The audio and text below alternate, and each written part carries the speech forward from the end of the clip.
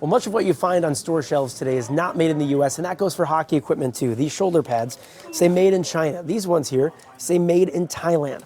Now, these countries have newly imposed tariffs from the U.S., and that means the price of this equipment could rise. Inside Troy's Buffalo Wild Wings Arena, B&R Sports has been selling hockey equipment for over 20 years, helping players young and old suit up for the game. What is the normal cost to outfit a player to play hockey? Let's say average, probably you're looking at probably $400 to $500, what we call head to toe. Sales manager Jason Messer says they do what they can to keep the cost for parents down. They sell many major brand names that import equipment from around the world. Pretty much everything is coming from outside of the U.S., made in China, Vietnam, Canada, Mexico. And after President Trump announced major tariffs on many of those countries, suppliers have already told B&R to expect prices to rise anywhere from 4 to 8%.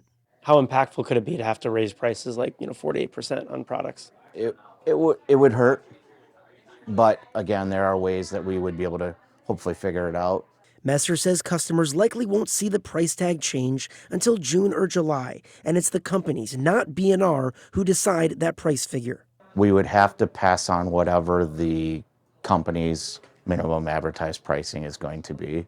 So, if they do it to 8% or 10%, then we would have to follow it to that. It'll affect the young kids' parents that can't afford it.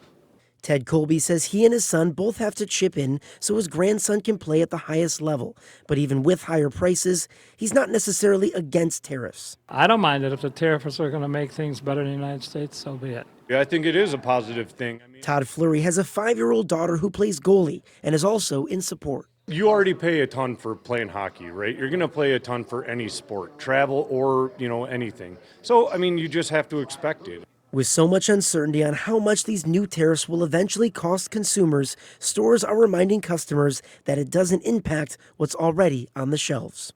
If you need stuff, I'd probably do it sooner than later, and because we don't know what the future holds, unfortunately.